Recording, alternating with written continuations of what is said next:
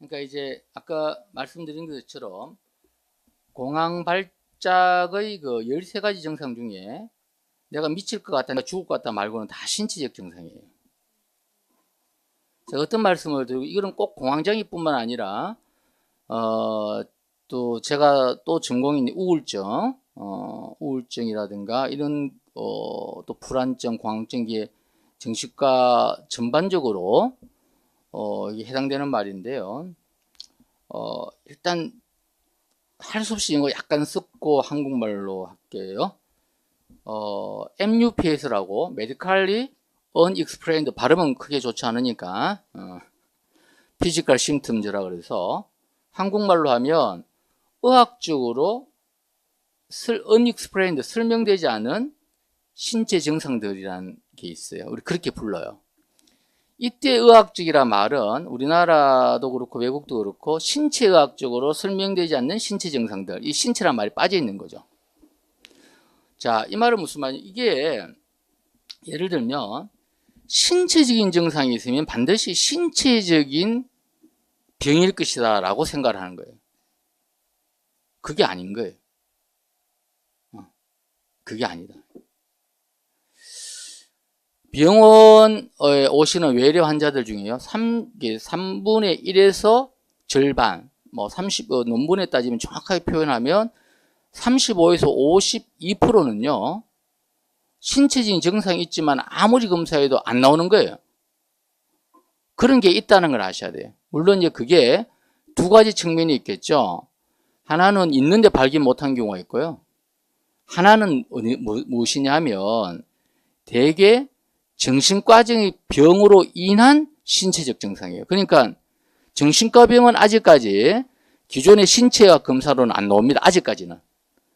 나중에 이제 그 의학이 굉장히 발달하면 아마 이제 뇌 사진을 찍으면 선생님들 마음을 다 읽을 수 있어요. 지금도 상당히 가서 선생님들 영화 보고 있을 때 뇌 사진 찍으면 선생님 무슨 영화 보는지 알 수 있거든요. 나중에는 공황장애도 우울증도 찍으면 나오게 돼 있을 거예요. 그러면 설명이 깔끔하죠. 그러면 수긍이 될 건데 뭐 안 찍고 자꾸 하니까 이거던데, 그 MUPS 의학적으로 설명되지 않은 신체적 증상들의 병원 가는 사람 중에 35에서 52%는 거기에 해당되는 거죠. 그러면 병원 안 간 사람으로 따지면 이게 뭐 거의 절반이 넘는 거예요.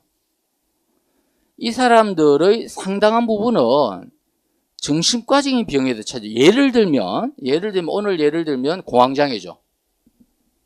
아까 공황장애 중에 죽을 것 같은 기분하고 미칠 것 같은 기분 말고는 다 신체적 증상이잖아요.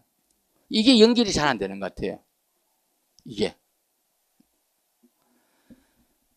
특히 우리가 흔히들 갖고 있는 증상들이 있거든요. 두통이라든지 가슴 불편감, 가슴 답답함, 가슴 통증, 그 다음에 배 아픈 거, 그 다음에 허리 아픈 거, 요통, 호흡 곤란한 거, 어지러운 거, 피곤한 거, 이러한 증상들은요, 연구에 의하면 불과 16%만이 신체적인 문제고 84%는 아니란 거예요.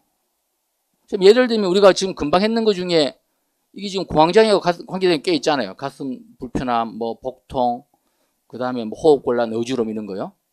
그리고 두통은 공황 발작의 정상에는 안 돼가는데요. 일반적으로 우리나라 케이스 같은 경우에는 공황장애 환자들 두통이 목포근해지면서 오는 경우 많아요. 13가지는 안 돼가지만은. 그리고 제가 뭐 피곤한 거 이야기 나오니까 하나 물을게요. 우리가 피곤한 거는 무슨 병 때문에 그래요? 피곤하다 그러면 무슨 병이라 떠올라요? 피곤하다. 그렇지. 이게 우리 임재환 교수 저거 받고는 차돌인가 차범근 씨하고 차돌이하고 왜 뭐 간 때문이야? 네, 간 때문이야. 무슨 있죠? 네. 이것 때문에 되게 간이라고 그래요. 그런데 피곤한 거의 가장 많은 원인은 우울증입니다. 이러한 개념이 없다 이거지. 그러니까 이제 이러한 그 환자분은 이제 검사 아까 전에 뭐 CT, MRI 다 했죠? 안 나오잖아요. 어떻게 되냐면 이걸 믿질 못하는 거지. 건강염려증이 생기고 계속 검사를 받는 거죠. 계속. 고가의 검사를 받는 것은 뭐 병원에 이익이 되겠지만 농담이에요. 어떤 위험한 검사도 받아요. 여기서 스톱이 안 되는 거죠. 그래서 오히려 이러한 이분은 제가 정확하게 모르겠는데요. 대개 환자분들이 오늘 공황장애니까 정신과 의사한테 대개 정신과 의사한테 올 때 요즘은 좀 예전으로 따지면 한 10명의 의사를 거쳐서 와요. 정신과 의사는 바로 안 와요. 뭐 내과 이쪽 내과 저쪽 내과 이쪽 용한데 저쪽 용한데 뭐 서울 뭐 에? 그래서 오는데 오히려 공황장애라고 진단을 해주면 우리가 병을 진단받으면 기분은 좋지 않잖아요. 뭐 당뇨병이든 고혈압이든 공황장애든 그러나 오히려 편안해해요. 아